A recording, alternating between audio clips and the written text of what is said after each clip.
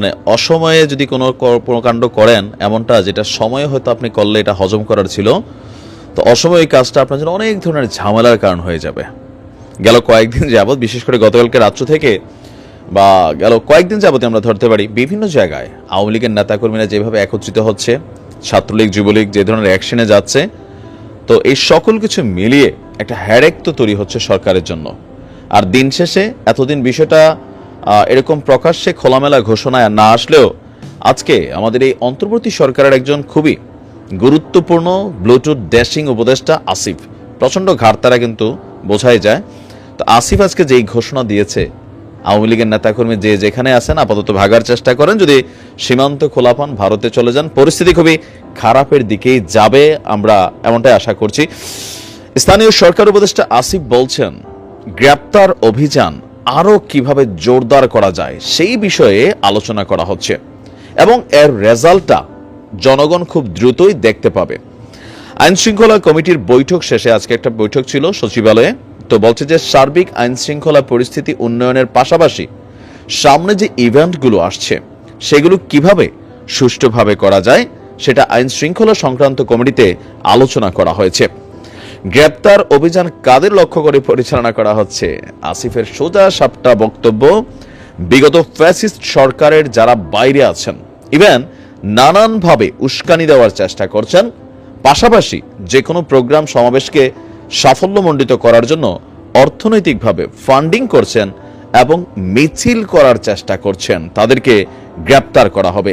এছাড়াও সারা বাংলাদেশের বিভিন্ন জায়গায় এই যে অস্থিতিশীল একটা পরিবেশ তৈরি হয়েছে, সেই পরিবেশটাকে ব্যালেন্স করার জন্য আইন শৃঙ্খলা বাহিনীর অভিযান আরো ব্যাপক আকারে পরিচালিত হবে। এখন এই ঘটনাগুলো আসলে হঠাৎ করে কেন আসলো? আপনি দেখেন যে গেল 10 থেকে 15 দিন বিশেষ করে আওয়ামী লীগের বিভিন্ন পেজ থেকে বিভিন্ন রকম বক্তব্য বা পোস্ট, এগুলা থেকেই কিন্তু সরকার কোথাও না কোথাও একটু হার্ড লাইনে যাওয়ার চেষ্টা করছে। দেখেন অনেকে থাকে কি যে দীর্ঘদিন ক্ষমতার কেন্দ্র থাকার পরে এক ধরনের মরিচা পড়ে যায়। থাকে না যে ছোটবেলা একটা গিরগিটির গল্প নিশ্চয়ই পড়ছিলেন, ছোট্ট একটা টিকটিকি, তো সে মাটি মাখতে মাখতে মাখতে মাখতে একসময় সে নিজের দানব মনে করছে। তো ক্ষমতার কাছাকাছি গেলে এই ধরনের মেন্টালিটি সবারই চলে আসে। আমি বাংলাদেশ আওয়ামী লীগের যারা নেতাকর্মী আছেন তাদের উদ্দেশ্যে এতটুকু বলবো যে ভাই, সময়টা কিন্তু খুব খারাপ যাচ্ছে। অনেকে মনে করতেছে না রে না ভাই, কালকে শেখ হাসিনা চলে আসবে, পরশু আসবে, আর পরের দিন পরিস্থিতি কন্ট্রোল হয়ে যাবে, ডক্টর ইউনূসের সরকার পড়ে যাবে। আপনি এখনো বাংলাদেশের অবস্থানটা আসলে বুঝতে পারছেন না।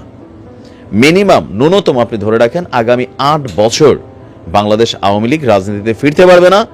আওয়ামী লীগের ক্ষমতায় যাওয়ার স্বপ্ন তো অনেক দূরে, কিন্তু 8 বছর মিনিমাম আপনি মেরুদণ্ড সোজা করে দাঁড়াইতে পারবেন না। আবার পরিস্থিতি এমনও হতে পারে যে একসময় আমরা বিএনপি এবং জামাতের বিরুদ্ধে সরকারের যে অভিযানগুলো দেখেছি, তো মানে সেই রকম অভিযান হয়তো আমরা আসিফদের মাধ্যমে দেখতে পাবো। কেন সেটা বললাম? ওই যে দাড়ি টুপি দেখলেই জামাত, তারপর হচ্ছে বোরকাওয়ালা দুইটা মানুষ বা মহিলা একলগে দেখলেই জামাতের কর্মী বলে গ্রেপ্তার করা হয়েছে, বিএনপি গোপন পরিচালনা করবে, বাসের মধ্যে মোবাইল চেক করা হয়েছে, এগুলা কিন্তু করা হয়েছে। ইভেন এই জুলাই অভ্যুত্থানের একদম শেষ পর্যায়ে এসে গণহারে বিএনপিতে যাদের নাম ছিল অতীতে, হয়তো রাজনীতিতে অ্যাক্টিভ নাই কিন্তু কোনো এক সময় তার নাম ছিল, সবাইকে গ্রেপ্তার করছে। পাশাপাশি এইটাও নির্দেশনা ছিল ওই মানুষগুলোকে ছোটানোর জন্য যদি আওয়ামী লীগের কোনো নেতা কোনো থানায় ফোন করে তাহলে মানে কি বলা হয়, সেই নেতার নামও নোট করে রাখা হবে, এমনটাই কিন্তু ছিল। পরিস্থিতি অনেক খারাপ আসছে। নিজের ভালো নিজে বুঝতে শিখেন। ভালো থাকুন।